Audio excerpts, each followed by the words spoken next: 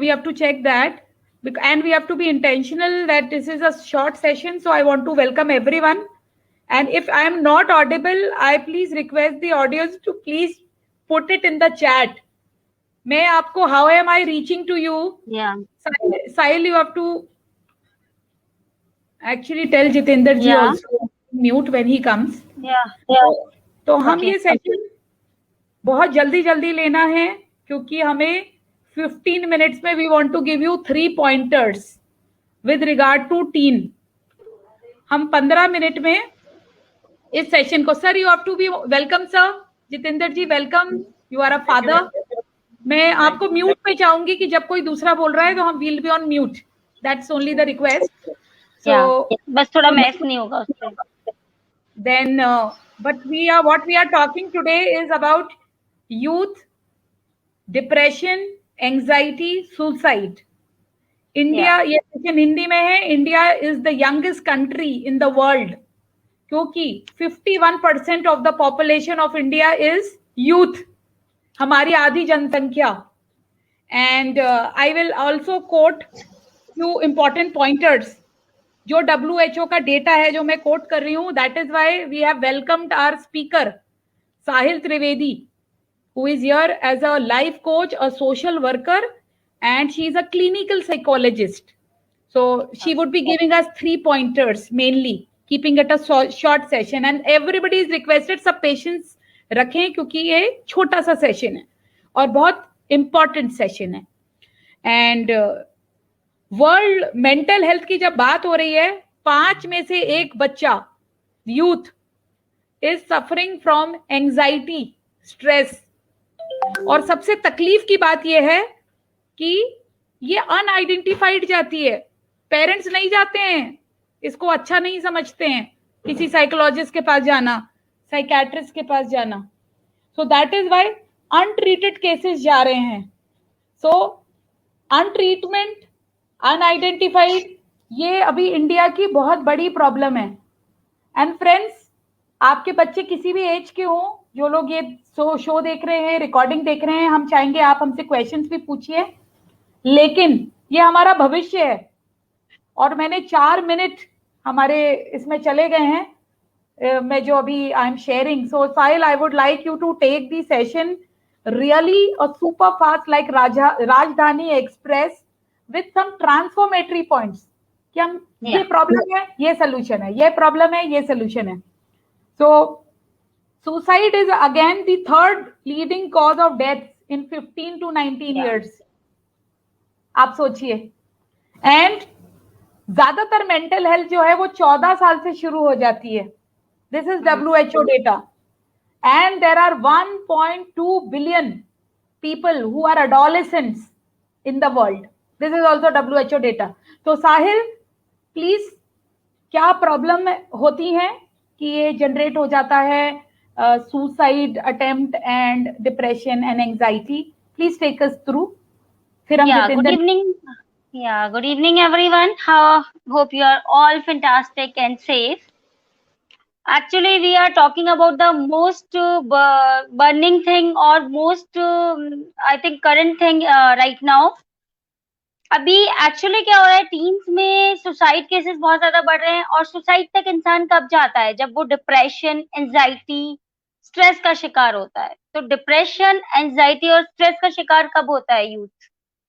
You know, I think youth is the future of country and this is the most important thing to save the youth right now. Youth को save करना जरूरी है और I think 60% crowd is youth of our country. और youth को अगर हम save नहीं कर पाए डिप्रेशन, एंजाइटी से, तो हमारे देश का भविष्य बहुत खतरे में होगा. और क्योंकि आज हमारा यूथ मेंटल हेल्थ यानी डिप्रेशन का शिकार है, जो कि हमारे देश के लोग बात ही नहीं करना चाहते. बहुत जरूरी है इसके बारे में बात करना. और what are the reasons of कि हमारा यूथ डिप्रेशन में जाता है? पहली चीज, एक आर्टिफिशियल वर्ल्ड में हमारा यूथ रह रहा है. आर्टिफिशियल वर्ल्ड बोले तो मोबाइल गेम्स. एक गेम मैंने सुना था पबजी. पबजी के वजह से लोग सुसाइड कर रहे थे. उसका एक कुछ ऐसा स्टेज था, अभी इंडिया में बैन हो गया है वो गेम. बहुत सारे यूट्यूब में बिजी है, अपनी एक अलग दुनिया सबने बना ली है, social media, artificial world, TV हो गया, कार्टून छोटे से बच्चों से देखने शुरू करेंगे, वो कार्टून की आर्टिफिशियल दुनिया। My son is of 4 years, he start speaking like एक कोई पिग वाला गेम आता है, I am baby pig, you are father pig daddy, and you are daddy pig, you are mamma pig. This is the artificial world from the childhood kids are living. क्यों? और artificial world में रहने का बहुत बड़ा reason है कि मैं अपने पेरेंट्स की बात करूं तो मुझे जब 10th क्लास में जल्दी उठ के पढ़ना होता था, तो मेरी मदर 4 बजे उठा के मुझे चाय बना के बोलती कि ठीक है तुम्हारा एग्जाम है, तुम्हें पढ़ना है। Now the thing is being changed, किसी बच्चे को पढ़ना है तो मदर के पास टाइम नहीं है, क्योंकि मदर को तो 9 बजे ऑफिस जाना है। Most of the mothers are also working, तो मदर को ऑफिस जाना है, फादर को ऑफिस जाना है, तो माँ उसको 4 बजे या 3 बजे उठा के पढ़ाएगी कैसे? तो मदर का शेड्यूल खुद का इतना बिजी है। तो ये बहुत बड़ा रीजन हो गया है कि पेरेंट्स के पास वर्कलोड ज्यादा हो गया है, बहुत बिजी लाइफ हो गई है, बहुत ज्यादा बिजी सोशल लाइफ हो गई है। पहले पेरेंट्स अपनी फैमिली में अपने लोगों में बिजी रहते थे, अभी हम लोग सोशल लाइफ में बिजी है, to show off the world कि हम ये कर रहे हैं वो कर रहे हैं। This is the thing where people are busy. तो second reason is this. Third reason is this कि parents don't have time and they don't interact with the kids. They never interact with their kids कि बच्चों आज आपके school में क्या हुआ, आपका एग्जाम कैसा हुआ, आपके मार्क्स कैसे आए। हमारे पेरेंट्स हमें आते ही पूछते थे आज मैथ का टेस्ट हुआ है, मार्क्स कितने आए, सोशल स्टडी में टेस्ट हुआ है कितने मार्क्स आए, कम आए तो क्यों आए, और अच्छे आए तो वेरी गुड। बट हमारे पेरेंट्स ठीक है रिजल्ट खराब हो गया एक दिन डांट दिया लास्ट में, क्योंकि पेरेंट्स के पास खुद के पास इतना टाइम नहीं है। बच्चे नेचर से दूर होते जा रहे हैं, अभी इंडोर गेम्स, मोबाइल गेम्स इसमें बिजी हो गए हैं। Every kid and every child, every teen is busy in indoor games, mobile games. They build their own world, और वो एक limited scope. They don't want to interact with the parents and parents too don't want to interact with the kids, क्योंकि वो अपना time, उनके पास इतना time ही नहीं है। जैसे ही बच्चा लेके आया, पापा सोशल स्टडीज में ही समझा दीजिए, तो पेरेंट्स कहते हैं बेटा अभी मैं ऑफिस की फाइल देख रहा हूँ। Do you agree Jitendra ji? Jitendra ji, do you Yes, agree ma'am. With this thing? आज Yes. अगर हम अपने टाइम में देखें तो हमारे पेरेंट्स के पास बहुत टाइम होता था, वो खुद कहते थे आपने क्या लर्न किया, लाओ अपना नोटबुक दिखाओ, आपने क्या लर्न किया, एग्जाम कैसा हुआ। आज के पेरेंट्स के पास इतना टाइम नहीं है कि वो नोटबुक खोल के भी देख लें अपने बच्चों की। ज्यादा से ज्यादा ट्यूशन टीचर और सर्वेंट्स के, अगर थोड़े हाई पे फैमिलीज है तो सर्वेंट्स या ट्यूशन टीचर के हवाले हैं बच्चे, या फिर बच्चा अगर सुबह 4 बजे उठ के पढ़ना है तो उसको पढ़ना है तो खुद चाय बनाएगा, खुद चाय पिएगा तो वो पढ़ेगा। Do you agree with this thing? Time is Yes, being yes, change I from agree. Last era. और और जरूरी जी, नहीं है आप I agree. अग्री करें, आप अपना भी कुछ बताना चाहते हैं तो आप बता सकते हैं, अग्री करना जरूरी नहीं है। हाँ, yes, if you don't agree and this is the thing is happening, तो आप अपना भी बता सकते हैं। आपको क्या लगता है ये बच्चों की दुनिया बदल गई है? एक्चुअली देखो, सबका एक अपना अपना पॉइंट ऑफ व्यू होता है, सबके सोचने का एक तरीका, सबका एक डिफरेंस होता है। देखा जाए ना तो पहले की लाइफ भी अच्छी थी, और आज की जो टेक्नोलॉजी इतनी अपनी डेवलप हो रही है, तो टेक्नोलॉजी भी ज़रूरी है। टेक्नोलॉजी नहीं होगी तो लोग जैसे पहले गुलामी करते थे अंग्रेजों की, तो वही सिचुएशन सेम यहाँ पे हो जाएगी अपने पास। तो टेक्नोलॉजी जरूरी है, डिपेंड करता है कि आप टेक्नोलॉजी का कितना मिसयूज कर रहे हैं, कितना यूज कर रहे हैं। अगर आप उसका मिसयूज कर रहे हो तो टोटल वेस्ट है। अब कुछ पेरेंट्स होते हैं जिनके पास इतना टाइम होता है कि अपने बच्चों को पूरा प्रॉपरली मैनेज कर सकते हैं, हर चीज मैनेज कर सकते हैं। सरकारी गवर्नमेंट सर्वेंट को देख लो आप, उनके पास इतना टाइम होता है कि वो सारी चीज अपनी लाइफ पूरी प्रॉपर तरीके से मैनेज कर सकते हैं, बच्चों को भी टाइम दे सकते हैं, अपनी जॉब को भी टाइम दे सकते हैं, अदर समाज को भी, सोशल वर्क को भी आराम से कर सकते हैं। पर उनका क्या है, सीन ये रहता है कि वो मोस्टली या तो फेसबुक लेके बैठे रहेंगे, व्हाट्सएप पे लेके बैठे रहेंगे, या फिर अदर इतनी एक्टिविटीज होती है उनमें मतलब इन्वॉल्व नहीं होना, पर उनको इन्वॉल्व होना होता है। तो देखा जाए तो रही प्राइवेट वालों की बात, तो प्राइवेट में तो ठीक है, अगर घर पे वाइफ भी है और हस्बैंड भी, तो दोनों अपनी जॉब कर रहे हैं, तो उनका पॉसिबल नहीं हो पाता। पर उनका इनकम सोर्स इतना ज़्यादा होता है कि अगर दोनों प्राइवेट में अगर जॉब कर रहे हैं तो मिनिमम दोनों का एक अच्छा उनके पास इनकम सोर्स आ जाता है कि जिससे वो अपने बच्चों की लाइफ को मैनेज कर सकते हैं, अच्छा ट्यूशन लगा सकते हैं, अच्छी स्कूल में एडमिशन दिलवा सकते हैं, सारा कुछ कर सकते हैं। तो डिपेंड सारा कुछ मैनेजमेंट के ऊपर होता है। अगर पेरेंट्स का मैनेजमेंट सही है तो ऑल ओवर लाइफ परफेक्ट हो सकती है, अदरवाइज या तो So I think the balance of life of parent is important. पहले Yeah. पेरेंट अपने पे वर्क करें, अपनी स्ट्रेस पे वर्क करें, और समय सबके पास बराबर होता है. प्रायोरिटाइजेशन अगर हम करते हैं कि कोई चीज में हमारा इंटरेस्ट है या हमारा उसमें मजा आ रहा है हमको, और तो ये चीजें तभी हम समय निकालते हैं. या साहिल, you are saying something? Actually, I agree with Jitendra ji. The thing is that कि everyone is having 24 hours. जिसके बच्चे बहुत सक्सेसफुल हैं उनके पास भी 24 आवर्स है, वो भी अपने बच्चों को टाइम देते हैं. और पेरेंटिंग कोई भी सीख के नहीं आता. पेरेंटिंग हम जब पेरेंट्स बनते हैं तभी सीखते हैं. हर सेशन में मैं ये बोलती हूँ. So we can discuss with other parents how they manage the time. We can talk to the parenting expert like you, and we can talk to the psychologist. We can see the signs in our kids, like कि अगर वो depression में जा रहा है तो उसके एक अलग साइंस होंगे. सुसाइड करने की कोशिश कर रहा है तो साइंस होंगे. और सबसे इम्पोर्टेंट थिंग ये है कि नाहिद, अगर हमारी फैमिली से ज्यादा इम्पोर्टेंट, हमारे बच्चों से ज्यादा इम्पोर्टेंट, या हमारे देश के यूथ से ज्यादा इम्पोर्टेंट हमारे लिए कुछ है, तो वो नहीं होना चाहिए.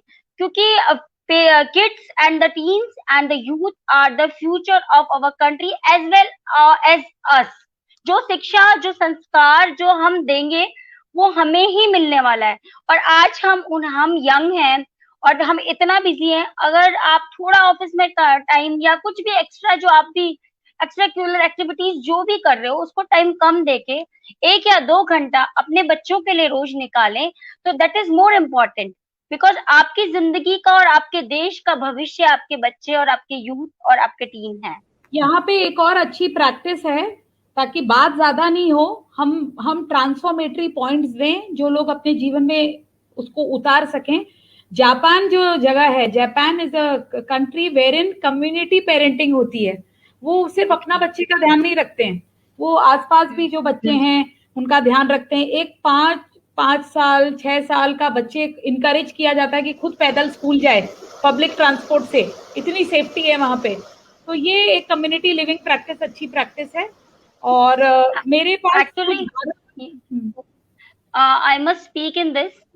आज जैसे यूथ बहुत सारी सुसाइड, डिप्रेशन के अलावा जैसे बहुत सारी गंदी आदतें, जैसे आप स्मोकिंग बोल लें या ड्रिंकिंग बोल लें, आज का यूथ बहुत ज्यादा डाइवर्ट हो रहा है इन चीजों में.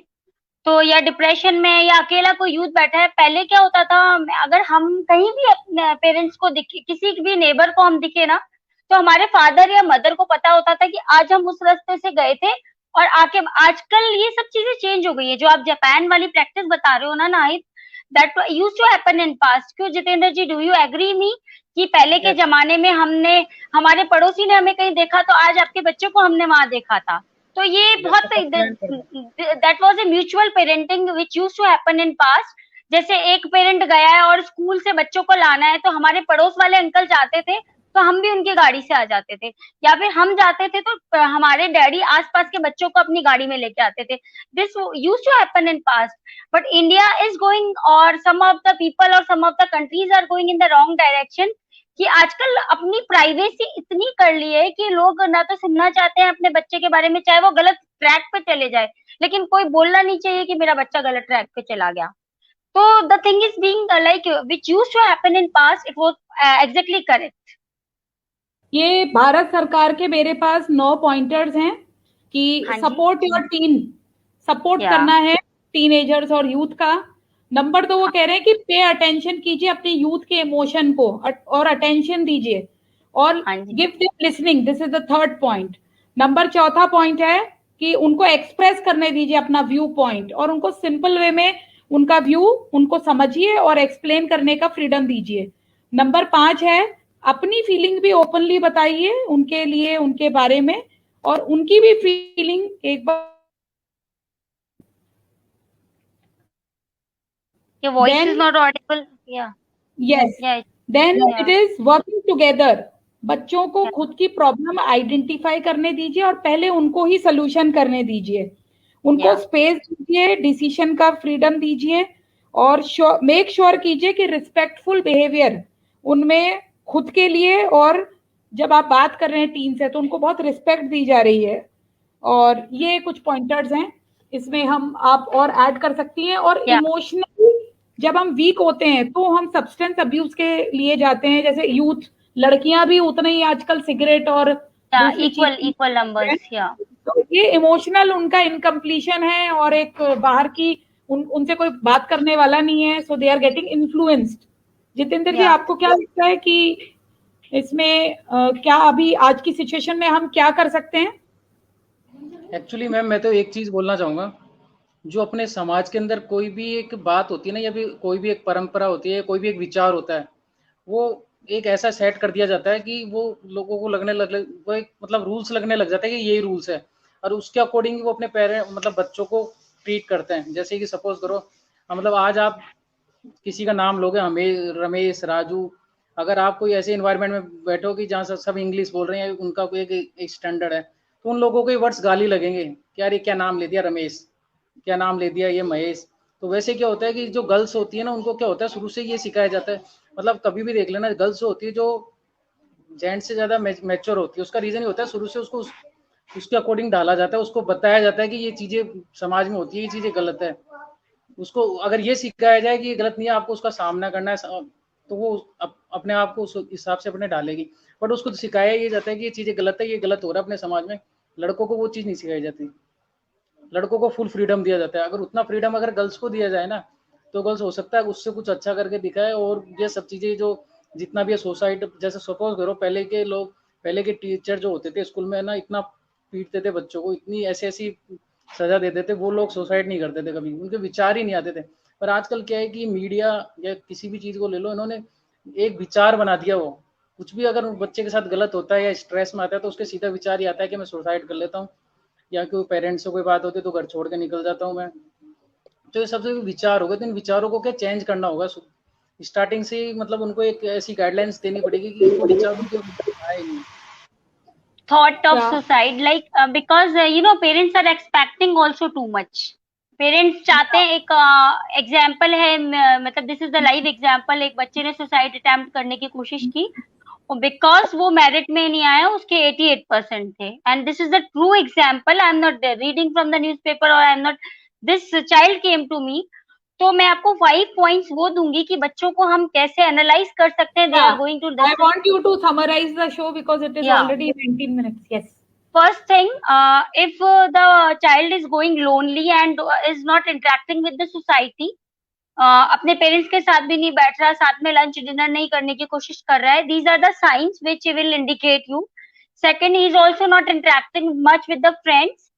Third is he is also not interacting in the school. These are the interaction points, is not interacting with anyone. Okay. The next point is his behavior is being changed. He is not taking it. Hindi में बताइए एक बार। उसका व्यवहार भी बदल चुका है, जैसे कि उसका व्यवहार ऐसे बदल चुका है कि वो खाना टाइम पे नहीं खाता, सोना उठना बैठना, घर से बिना बोले घर से निकल जाता है, और किसी से बात करने की कोशिश नहीं करता है। दूसरा, बहुत ज्यादा मोबाइल में बिजी रहने लगा है। पहले वो सुसाइड करने की कोशिश कर चुका है, या फिर वो बहुत ज्यादा अपने पेन पेपर और मोबाइल में बिजी रहता है, और वो बहुत ज्यादा अपनी ही दुनिया में रहने लगा है, अपनी ही दुनिया में। These are the 5 things. First, not interacting with anyone, किसी से बातचीत ना करना।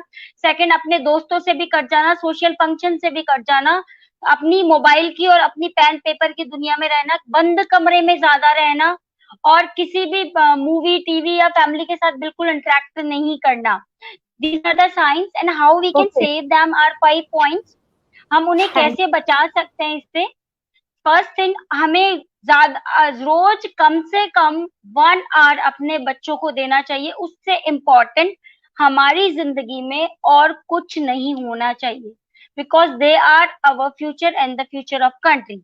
सेकेंड थिंग, कि हमें रोज बच्चों की दिनचर्या उनसे पूछनी चाहिए कि आपने अपनी दिनचर्या में क्या किया। जैसे आप स्कूल गए, आपके फ्रेंड्स के साथ खेला, कि उसके दिमाग में कोई नेगेटिविटी तो नहीं आ रही है। कई बार कुछ बच्चों का नाहिद ऐसा होता है कि बच्चे ना, किसी भी एक बार उससे कुछ गलती हो गई, या जैसे कि किसी कुछ भी मिस्टेक हो गई, टीचर ने डाल दिया, या पढ़ नहीं पाया इसलिए मार्क्स कम आ गए, तो वो बहुत इंटेलिजेंट बच्चा होते हुए जिस दिन उसके मार्क्स कम आए, और उसके जो सर्कल ग्रुप है या टीचर्स ने उसको नीचा दिखाना शुरू किया, और वो इतनी सी बात पर डिप्रेशन से इतना चला जाता है कि वो बुक वगैरह अपनी फेंक देता है, और पढ़ना बंद कर देता है, या फिर किसी गेम में उसने लूज कर दिया, तो बहुत ज्यादा उसको कोई डाउन तो नहीं फील करा रहा है। तो अगर आप अपने बच्चे की दिनचर्या पूछेंगे रोज, तो आपको पता रहेगा कि उसके दिमाग में क्या चल रहा है।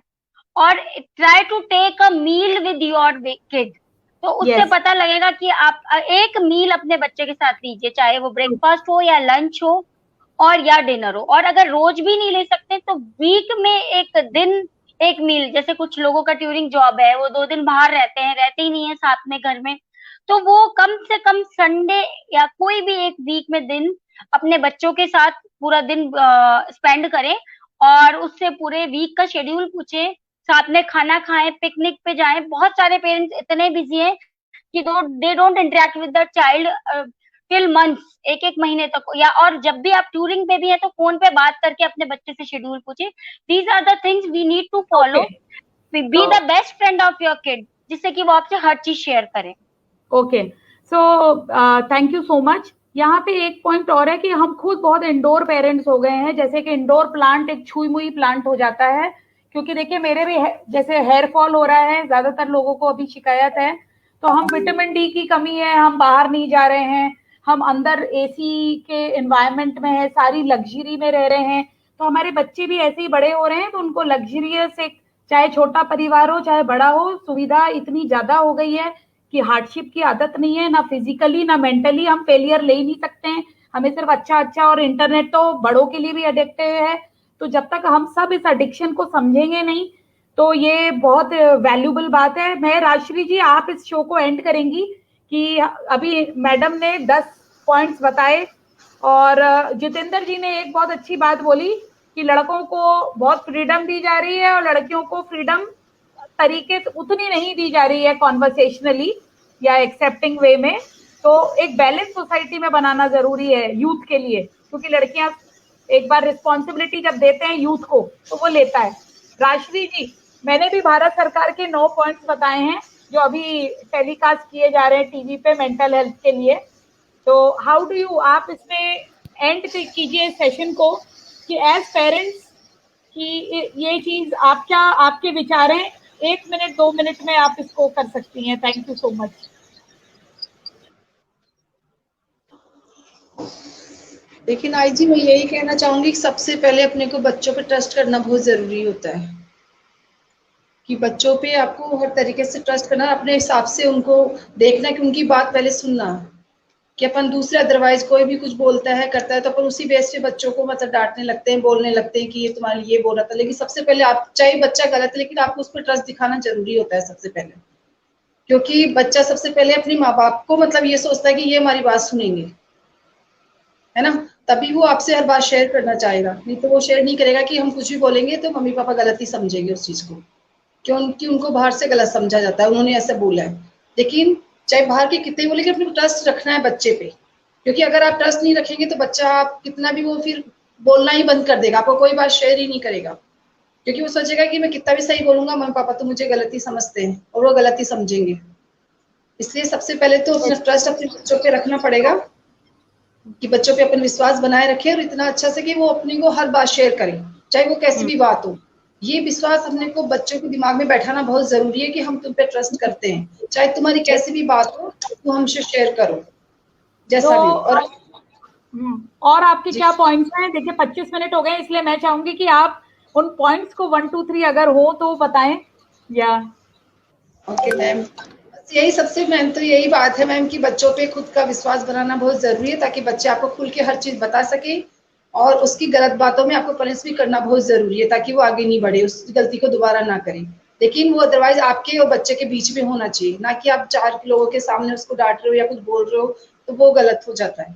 इसलिए आप चाहे दूसरे के सामने गलती आ रही है उसकी, लेकिन वहां पे आप थोड़ा पेशेंस रखना पड़ेगा आपको, है ना। और वो खाली आपके और आपके बच्चे के बीच की बात होनी चाहिए, कि आप उसको अलग में अकेले में आप समझाएं हर चीज को, चाहे डांटना है तो भी आप अकेले में डांटें, सबके सामने कुछ ना बोले, और अपना ट्रस्ट बनाए रखे बस अपने बच्चे पे, क्योंकि वो आपका ट्रस्ट ही है जो आप उसको एक दिन सही रास्ते पे ले आएगा।